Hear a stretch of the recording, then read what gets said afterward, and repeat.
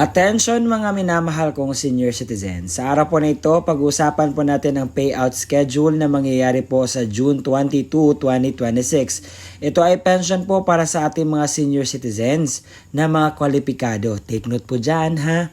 Mahalagang anunsyo ay dapat nyo pong malaman. Sa araw po na ito, ang mga impormasyon na inyo pong makukuha ay una, ang mga lugar kung saan may magaganap po na payout sa social pension for indigent senior citizens.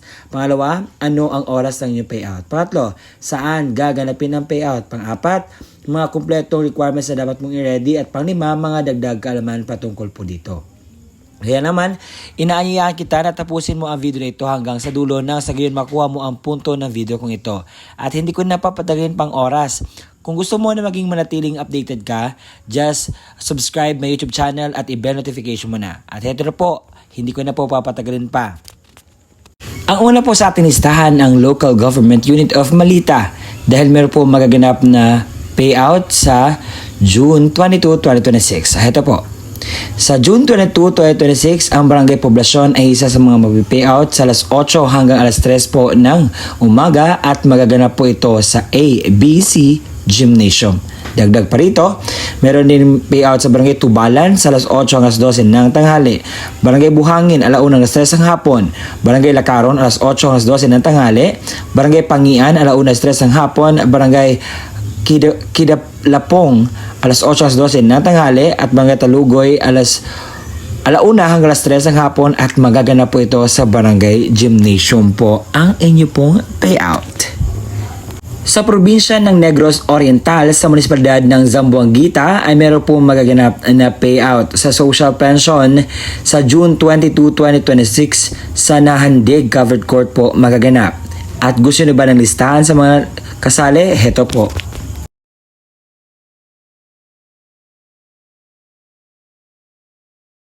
Nanatiling sa Negros Oriental sa probinsya ng Zamboanguita ay meron po magaganap na payout sa Barangay Calango Covered Court sa June 22, 2026. At kung gusto niyo rin ng listahan patungkol po dito, heto po, bibigyan ko po kayo na sa gayon po ay malalaman ninyo kung kayo ay kasali pa sa pagkatanggap ng payout.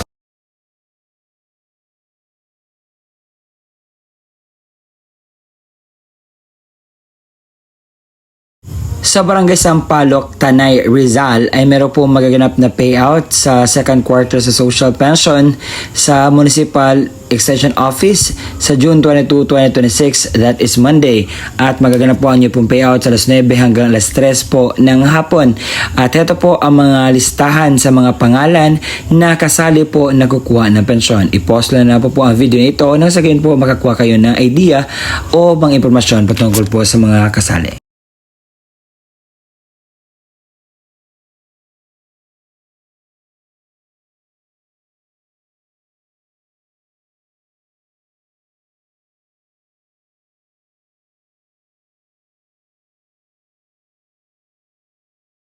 Sa San Jose, Romblon, meron po magaganap na payout sa social pension for indigent senior citizens sa June 22, 2026. Sa alas 8 hanggang alas 10 ng umaga ang Barangay Busay. Sa alauna hanggang 4 ng hapon ang Barangay Lanas po. Sa probinsya ng Cebu, sa munisipalidad ng Tabugon, ay meron po magaganap na payout sa June 22, 2026. Sa Barangay Somoza, alas 8:30 hanggang alas 11 ng umaga. Sa covered court or barangay hall po magaganap ang inyo pong payout. Sa barangay Manlagtang sa alas 10 hanggang 12 po ng tanghali sa covered court or barangay hall. Sa barangay Sambag alas 8:30 hanggang 9:30 ng umaga sa covered court or barangay hall. Sa barangay Luong sa alas 8:30 hanggang alas 10 ng umaga sa covered court or barangay hall. Sa barangay Managase, alas 8:30 ng umaga hanggang alas 9:30 ng umaga sa covered court or barangay hall. Sa barangay Kanaw-Kanaw, alas 8:30 hanggang alas 11 ng umaga sa covered court or barangay hall. Sa barangay Kaduaan, sa alas 8:30 hanggang alas 11 ng umaga sa covered court or barangay hall. At barangay Mabuli, sa alas 8:30 hanggang alas 9:30 ng umaga sa covered court or barangay hall. Dagdag pa riyan, ang barangay Libho, alas 10 ng umaga, alas 12 ng tanghali sa covered court o barangay hall. Barangay Labangon, alas 10:30 hanggang alas 12 ng tanghali sa barangay hall. Sa barangay Ilihan, sa alas 10 hanggang alas 12 ng tanghali sa covered court o barangay hall. Sa Barangay Wawa, Tanay Rizal ay meron po magaganap na payout sa June 22, 2026, alas 9 hanggang alas 3 ng hapon sa Masway Shopping Mall Ground.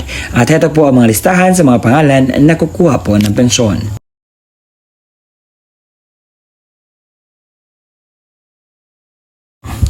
Sa June 22, 2026, ang Barangay Mambalot na may 217 pensioners alas 9 hanggang alas 12 ng tanghali at Barangay Poblacion 2 na may 161 pensioners alas 1 hanggang 5 ng hapon, ang inyo pong payout ay magaganap po sa Octagon. Sa munisipalidad or Municipal Extension Office Annex at Barangay Sampaloc, Tanay Rizal ay meron po magaganap na payout sa June 22, 2026 alas 8 ng umaga hanggang alas 3 ng hapon ang inyo pong payout. At ito po ang mga listahan sa mga pangalan na kasali po na kukuha ng pensyon.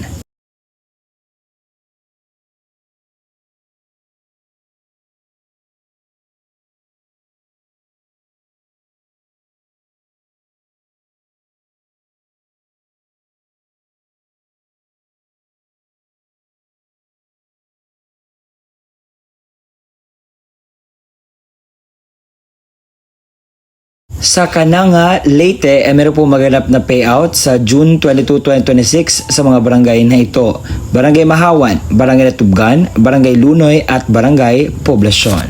Ang mga lugar kung saan may magaganap na payout o bigayan ng pensyon para sa ating mga minamahal na kwalipikadong senior citizens. Sa mga nagtatanong, sir, totoo ba itong sinasabi mo? Hindi ba ito fake news? Hindi po iyan fake news dahil naka-include na po ang mga details na dapat nyo pong ma-inculcate, malaman, maramdaman. Kasi gusto ko pong sabihin sa inyo, dahil maraming nasabi, fake news namang sinasabi nyo. Hindi po ito fake news. Ito ay batas po ang Social Pension for Indigent Senior Citizens. At kung hindi ko man nakita ang inyong mga lugar, you can just go to the near barangay sa inyo at alamin kung meron na bang update sa inyong Social Pension for Indigent Senior Citizens. Kung kasali ka pa ba, meron bang update o ano ba ang gusto mong malaman na increase patungkol po sa inyo pong magaganap na pensyon. Baka yung iba hindi na nakatanggap dahil meron pong validation. Kapag hindi ka pa makapunta sa validation, automatic tanggal ka na po. And sir, ano ba yung mga requirements nito para baka payout kami? So ito po ang kumpletong requirements na dapat mong i-ready. Social pension requirements. Kapag ang senior citizens mismo ang pupunta sa venue, ito po ang kanyang dalhin. Una, original OSCA ID at national ID. Pangalawa, photocopy ng senior citizens ID na may 3 lagda o thumb mark sa hindi na po makakapirma. Kung ang representative ng senior citizens naman ang kukuha, ito po ang dapat niyang dalhin. Una, original at photocopy ng ID ng senior citizens ID na may 3 lagda o thumb mark sa hindi na po makakapirma. Original at photocopy ng valid ID ng representative o government issued ID lamang na may 3 lagda o thumb mark sa hindi na po makakapirma. Sulat, pahintulot or authorization letter mula sa senior na mayroong pirma, thumb mark at naayon sa format mula sa DSWD, makukuha po ito sa inyo pong barangay.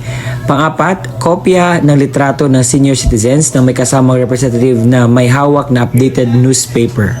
Kung ang kukuha naman ay representative ng namayapang senior, ito po ang kanyang dalhin. Una, original at photocopy ng ID ng senior citizens or certificate of membership mula sa OSCA kapag wala na itong OSCA ID na photocopy. Pangalawa, original at photocopy ng government issued ID ng representative. Pangatlo, original na kopya ng death certificate na naka-certified true copy. Paunawa, ang mga namayapang pensioner ay makatanggap lamang ng kanilang pensyon depende sa quarter kung kailan o ang alinsunod sa alintunin mula sa DSWD. At yun po ang kumpletong detalye sa inyo pong makukuhang pensyon sa araw po na aking sinasabi. Salamat po sa pakikinig. Hanggang sa susunod na aking upload. Bye-bye.